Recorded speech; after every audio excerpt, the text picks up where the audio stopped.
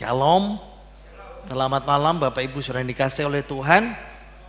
Nah, hari ini kita kembali belajar lagi kitab Hakim-Hakim bagian yang kedua.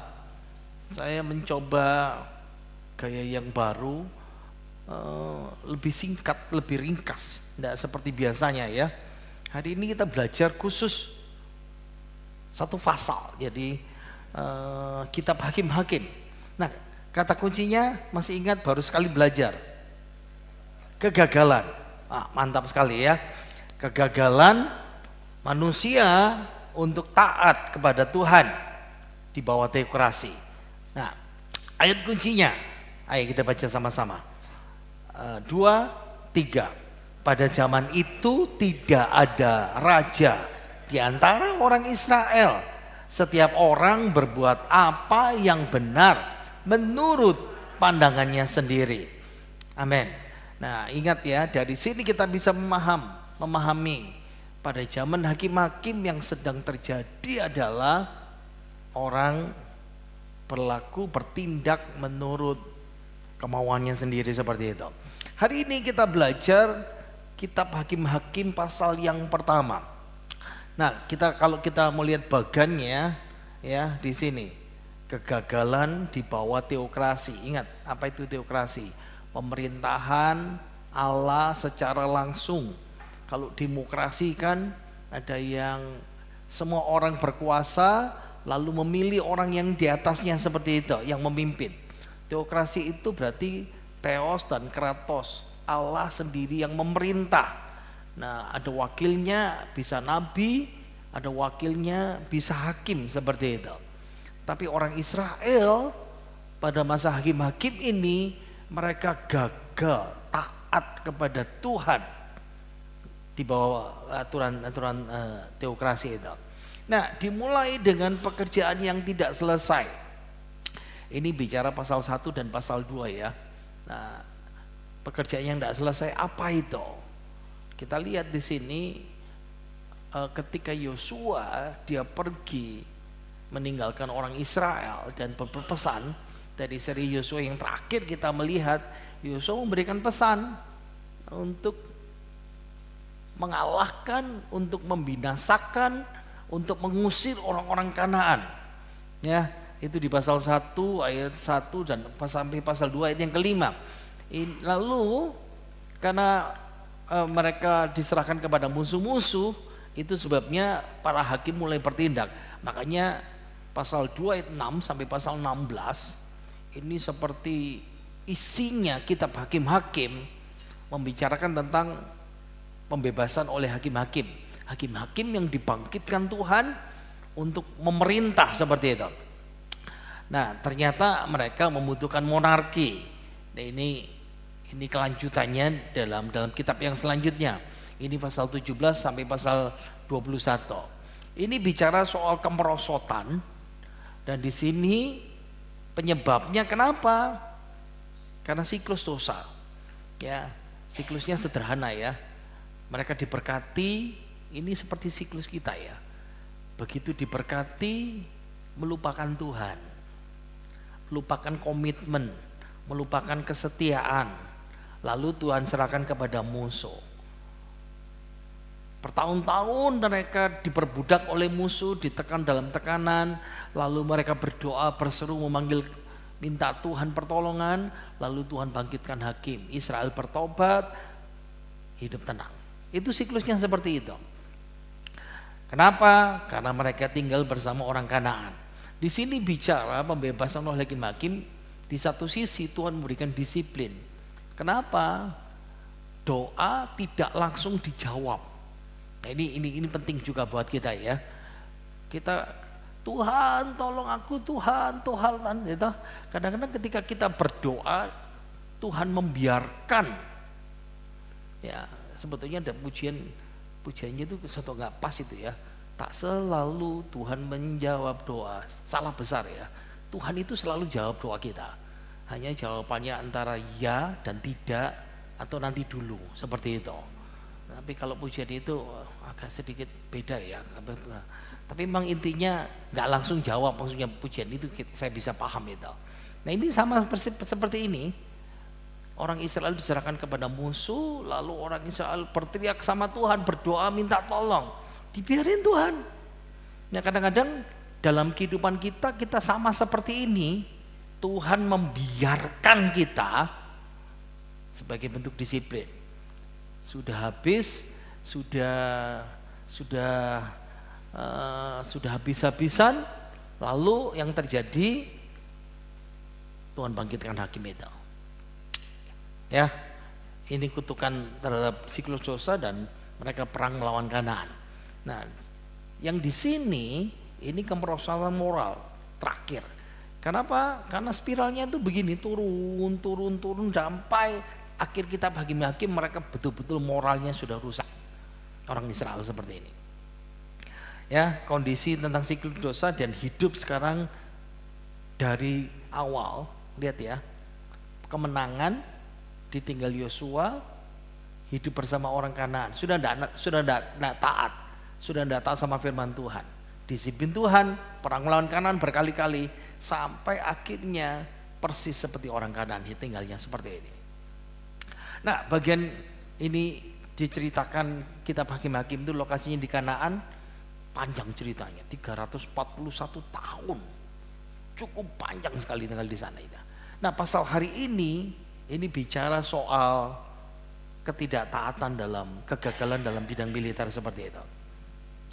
Kalau sedikit melihat populasinya berdasarkan suku, ini kita lihat dari bilangan 26, Yosua pasal 13, Yosua pasal 19. Dari sini kita bisa melihat ya, berarti mereka pasal 13 kan mereka mengalahkan 31 raja. Lalu pasal 19 ini bentuk-bentuk terakhir. Nah, jumlah tentara Israel yang diangkat di sini bukan penduduknya ya, populasi tentaranya seperti itu.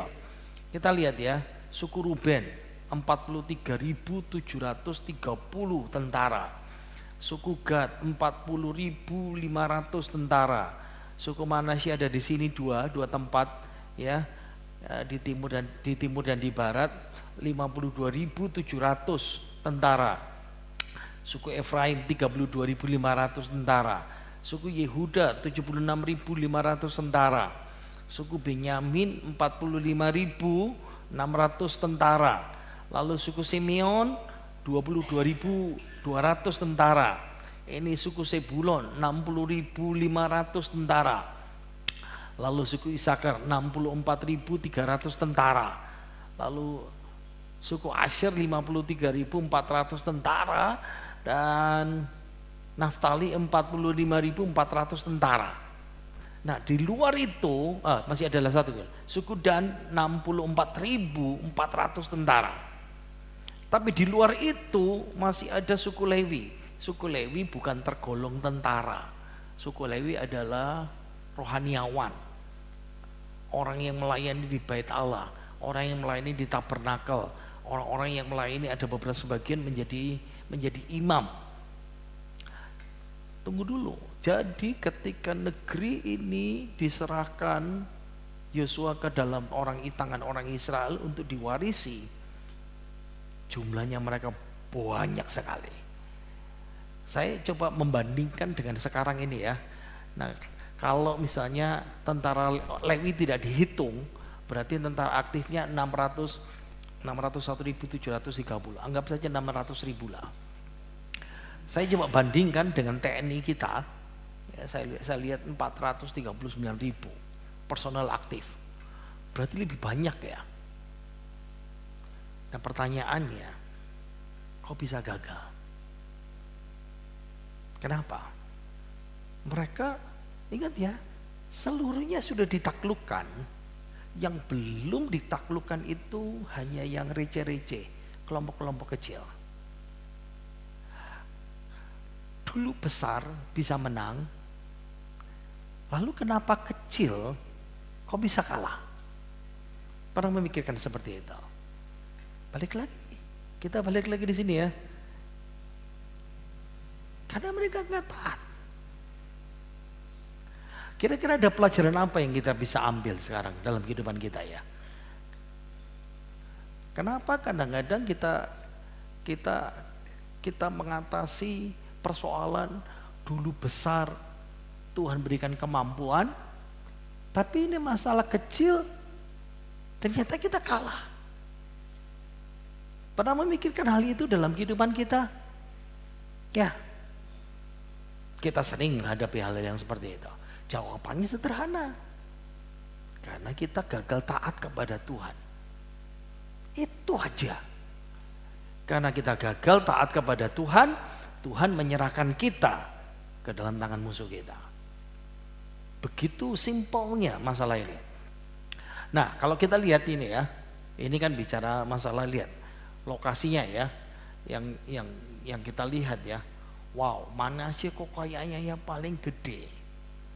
Nah, dari situ kita bisa lihat ya. Selalu ada urutan di situ. Saudara lihat ya, suku Dan di situ 64 nomor 3. Suku Yehuda paling besar, tapi dapat tempat kecil. Jadi saudara mulai memikirkan seperti ini. Mulai mengamati. Kita ngawati ya, pembagian berkat warisan itu. Sepertinya ada ketidakadilan Tuhan. Berkat luas tanah tidak sama, tidak seimbang dengan jumlah orangnya. Lihat ya, balik lagi di sini. Seperti saya bilang tadi tuh. Wow, kalau dilihat dari jumlah, Dan itu dapat segini toh. Lihat ya, suku Dan itu. Saudara bisa lihat ini. Nah ini. Padahal ini terbesar nomor 3. Suku Yehuda di selatan. Tapi kenapa? Pertanyaannya, kenapa tidak seimbang? Pertanyaan kita ya. Lalu kenapa Manasya kok bisa dapat 2 wilayah? Di sebelah timur dan sebelah barat, padahal jumlahnya tidak banyak. Lebih banyak nomor 1 Yehuda. Harusnya orang banyak, jumlahnya banyak, harusnya dapat tanah lebih besar. Pernah mikirkan seperti itu enggak? Pikir ya. Jawabannya sederhana. Manasya itu anaknya Yusuf. Dan Yusuf diberkati papanya Yakub jadi anak sulung. Anak sulung itu dapat berkat double. Nah itu selalu seperti itu. Makanya kita balik lagi cerita diruntut sampai kitab Kejadian. Lihat ya, kenapa Yakub dan Esau rebutan berkat. Bisa tangkap itu ya, bisa tangkap seperti itu.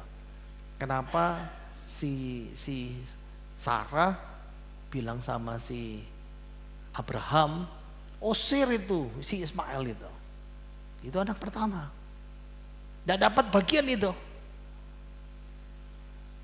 Ya karena anak sulung dia dapat berkat ganda, tapi tidak otomatis. Nah harus paham itu, tidak bisa otomatis. Ya ingat ya, Ruben itu anak pertama. Balik lagi di sini kita lihat Ruben, lihat ya. Ruben itu yang paling bawah itu.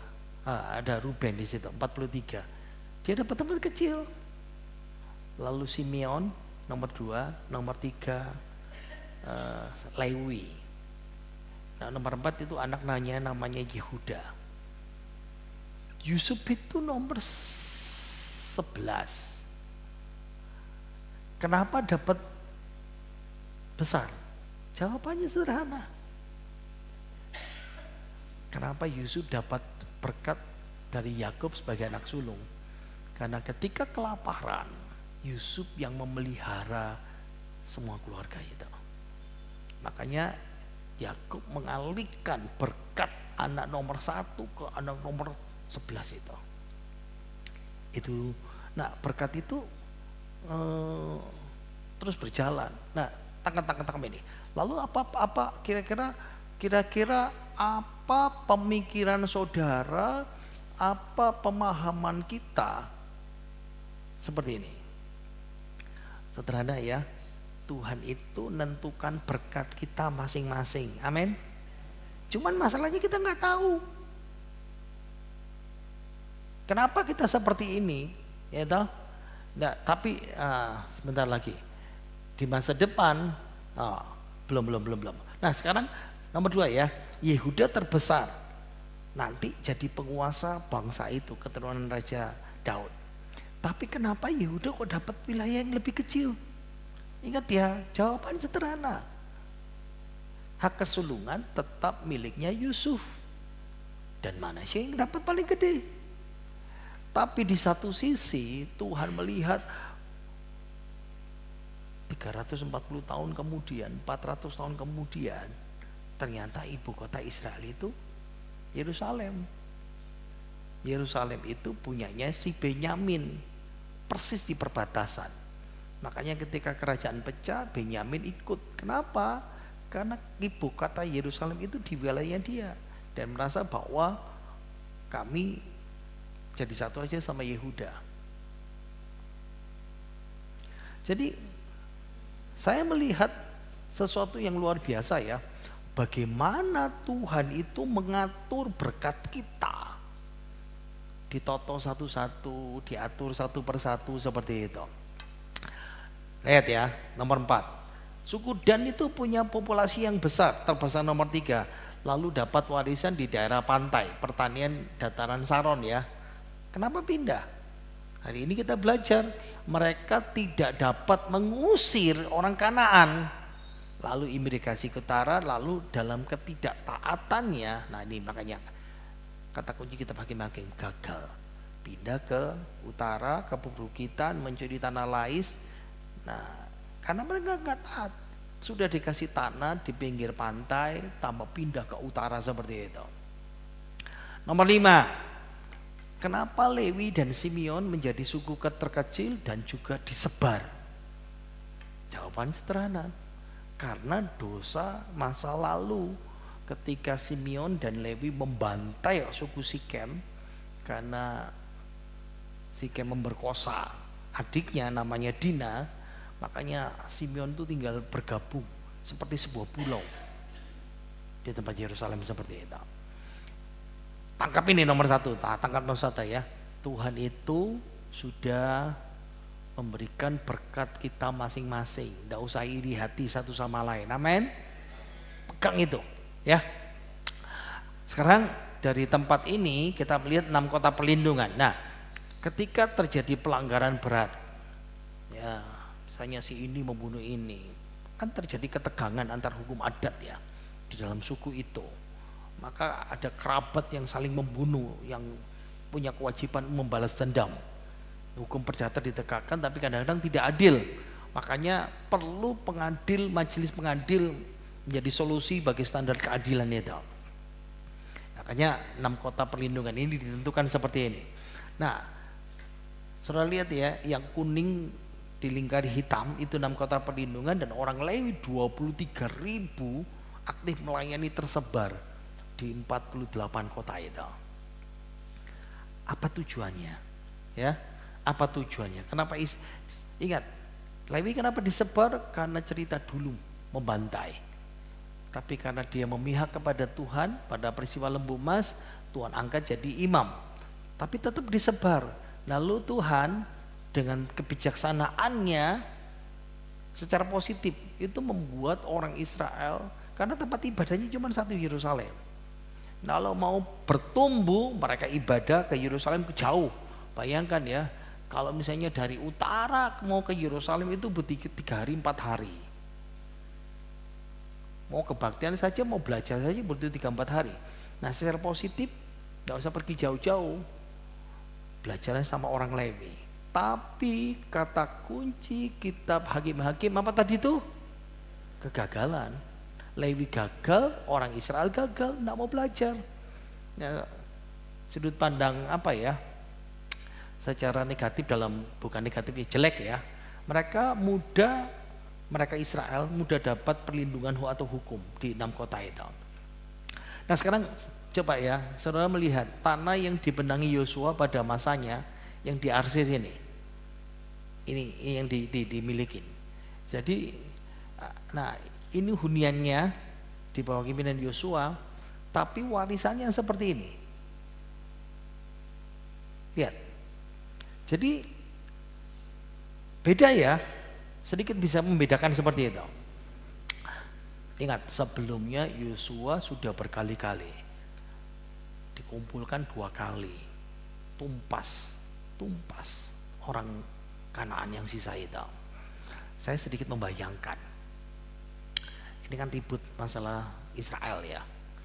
Saudara lihat hunian Israel di masa Yosua, ya. Lalu balik lagi di sini, ini yang dibagi. Tapi yang dimiliki Israel, ingat ya, Israel itu dikasih tanah oleh PBB. Karena PBB tahu. Nah, makanya kalau di satu sisi kita pahami seperti itu ya. Dan sebagian wilayah yang ditaklukkan itu nggak ada di sini. Kalau misalnya coba bayangkan ya, batas saya di sini kan, ini kan batasnya di sini. Ini wilayah Yordania. Harus paham ya seperti itu ya. Sekarang ini musuh-musuh yang masih ada di masa hakim-hakim. Ini Edom, ini Moab, ini Amon, ya. Ini orang Amori, ini orang Mesopotamia, ini orang Amalek, ini orang Filistin, ini orang Yebus, ini orang Hewi, ini orang Feris, ini orang Kanaan, ini orang Amori. Ada lagi Fenisia, lalu Sidon. Berarti mereka dikasih tugas persis, tapi pasal 1 ini mereka gagal dalam bidang militer. Padahal jumlah mereka besar. Ingat ya, beberapa suku Israel semuanya sudah dapat tanah warisan, tapi sudah mulai tidak taat. Disuruh selesaikan pekerjaannya, tugasnya untuk membersihkan jatah mereka dari bangsa-bangsa penyembah berhala. Tenang aja, kita masih kuat. Jumlah kita, perlengkapan kita, senjata kita. Dan mereka sudah berpuas diri dan apatis. Sudah biarkan, tidak apa-apa. Hidup berdampingan, lumayan kita dapat budak gratis. Ya, kadang-kadang jujur aja ketidaktaatan kita itu seperti ini. Nah, makanya pasal 1 hari ini kita belajar tentang ketidaktaatan militer Israel. Nah, kalau coba saya ringkas ya, ini Yehuda dan Simeon sukses. Oke, dibuka dengan sukses 20 ayat 1 sampai 20. Sebetulnya ayat 19 gagal ya, ada satu gagal seperti itu. Tapi secara keseluruhan sukses. Benyamin gagal mengusir orang Yebus. Yusuf sukses, tapi ada juga gagal di Kanaan bagian tengah. Tapi di utara gagal total semuanya. Lalu suku Dan menutup, mereka dikepung. Berarti kita lihat ya, 36 ayat ini sebagian besar bicara soal kegagalan. Satu persatu kita lihat ya. Kita bilang Yehuda dan Simeon, Tuhan kasih kemenangan, dimulai lawan Kanaan, orang Feris. Sebetulnya Feris itu bicara masyarakat adat ya, dari Kanaan. Ini bersifat sosial, mungkin penduduk desa. Dan ceritakan Yehuda mengalahkan 10.000 orang di Besek. Jangan pikirkan Besek, oh pikiran kita orang Jawa kan Besek itu wah keranjang dari bambu ya. Enggak, Besek itu lokasinya di sini, di selatan Gunung Gilboa. Nah, kalau sudah lihat bukit ini, dari bukit turun ke bawah itu Gilboa itu. Nah, di situ ya. Itu Saul raja di masa depan mengalahkan orang Amun di Yabes Gilead di sini. Jadi sedikit membayangkan ya, 76.000 tentara ngelawan 10.000 pasti menang. Tapi ingat ya, yang ngasih kemenangan itu Tuhan. Kenapa menang? Karena mereka taat. Ingat ya, Yosua suruh mengalahkan, mereka melakukan. Tangkap ini, Yosua suruh melakukan, mereka melakukan. Tapi di satu sisi memang ada bicara kekejaman ya. Saya baca di situ, ibu jari sama jempol itu dan diperintahkan Tuhan ya, dan dipuji Tuhan. Raja Adonisedek Besek itu dipotong. Kalau kita sedikit kukunya terkelupas sedikit kena kuik ya. Cantengannya itu sampai 2 minggu 3 minggu, betul ya saudara ya. Tapi ini dipotong di jempolnya itu. Tapi Adonis ini berkata, saya sudah melakukan itu. Ini pembalasan ilahi. Nah, kenapa mesti dipotong? Kalau dipotong itu ingat ya, ini kan tangan kita ya. Makanya kalau tangan saya yang stroke ini kan, kalau pegang sesuatu itu kuat, tapi tidak punya endurance ya. Paling 20 detik, 25 detik, plek sudah gitu ya. Nah, itu bedanya di situ ya. Nah ini kira-kira kalau jempolnya apa jempol pengunci, nah kayak gini kan, jempol kan pengunci pegang pedang. Nah kalau jempolnya dipegang gini, pegang mau perang gimana? Nggak bisa. Jadi tujuan dipotong itu seperti itu ya. Tapi saya suka di sini. Ayo baca 2, 3. Dan Tuhan menyertai suku Yehuda. Kenapa menyertai? Karena taat. Tangkap ya. Dan Tuhan menyertai saya. Amin. Kalau saudara taat. Nah saudara taat enggak? Mau disertai Tuhan. Lalu ini saya lihat ya daftar kemenangan Yehuda. Kanaan, pegunungan, tanah Negeb, daerah bukit, di Hebron, tambah raksasa-raksasa. Debir, padang gurun Negev dekat Arad. Itu Sefat atau Horma, Gaza, Askelon, Ekron. Ya ini sekarang dipakai orang-orang Filistin ya, Palestina seperti itu. Cuma ada satu kegagalan. Kecil. Penduduk di lembah tidak diusir karena mereka punya kereta besi. Sesudah ini mulai cerita tentang kegagalan. Benyamin gagal mengusir orang Yebus. Sebetulnya Benyamin tinggal minta Yehuda, ayo bantu saya, selesai. Yehuda dan orang Simeon kerjasama, menang. Benyamin tidak meminta bantuan. Ya, Yehuda mengalahkan Yerusalem. Nah tunggu dulu ya, Yerusalem itu punyanya Benyamin, sudah dibantu. Tapi Yebus itu kecil ya. Kalau saudara lihat lingkaran, itu wilayah Yebus. Kalau saudara pernah dengar ceritanya Melkisedek Raja Salem, yaitu tempatnya di situ. Kota Daud, yaitu tempatnya di situ. Lalu berikutnya, Bani Yusuf, ada yang gagal, ada yang sukses. Kuncinya kemenangan apa? Efraim dan Manasya, iman dan taat. Iman taat, Tuhan menyertai. Simpel sekali. Mirip dengan hidup kita ya. Kalau kita taat, Tuhan menyertai. Amin. Tapi masalahnya kita banyak nggak taatnya saudara. Setuju? Gini apa gini? Jawab sendiri ya. Sekarang bicara daftar kegagalan. Besean, Tanak, Dor, Yeblea, Megido. Kenapa gagal? Orang Kanaan bersikeras tinggal di sana. Harusnya dibinasakan. Ya sudah enggak apa-apa, jadi budak. Nah kadang-kadang kalau kita sudah mulai kompromi dengan sesuatu, gak apa-apa. Tidak taat, tidak beriman, mulai Tuhan tidak menyertai. Semakin lagi ke utara sekarang. 3 suku. Sebulon gagal. Persis seperti Efraim Manasya. Asher gagal.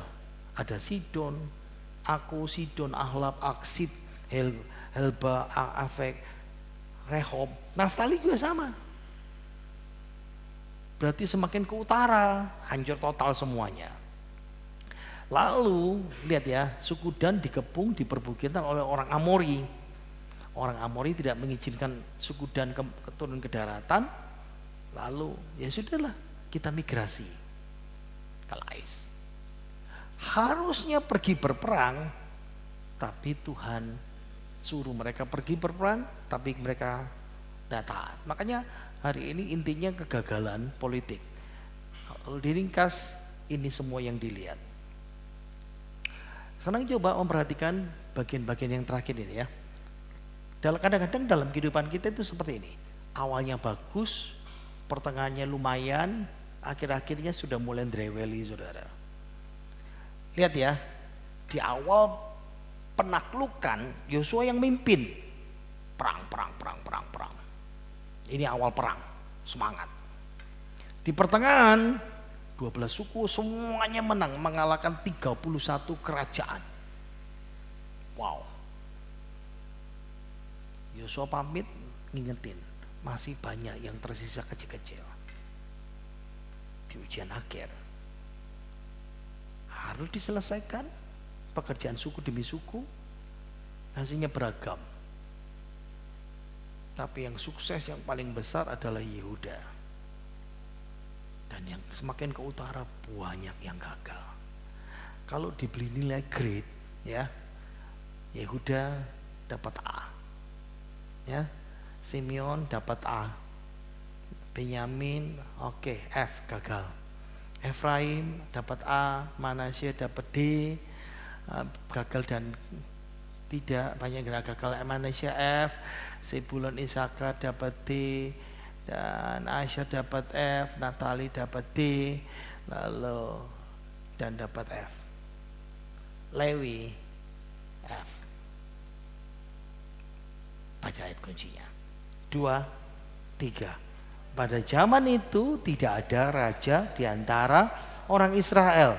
Setiap orang berbuat apa yang benar menurut pandangannya sendiri. Yang terakhir, ayo jawab jujur.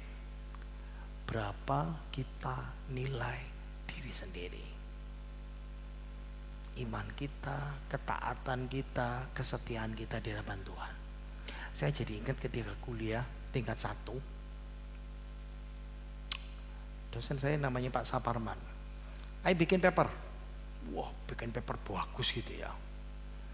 Habis bikin paper bagus, selesai, dia lihat, oke, dibagikan, silakan isi nilainya masing-masing. Wah, teman-teman semuanya pengen dapat nilai 100 kan. Saya doa, Tuhan ini sih bener sih mana Tuhan ya. Saya tidak berani ngasih nilai diri sendiri 100. Saya bilang 80 aja lah. Ternyata dikasih A. Yang ngasih nilai 100 itu tambah turun KB, saudara. Sekarang saya mau tanya sama saudara, kira-kira kalau Tuhan suruh saudara untuk menilai iman saudara, ketaatan saudara, kesetiaan saudara sama Tuhan, jawab sendiri. Mau A, mau B, mau C, atau mau D, atau jangan-jangan F?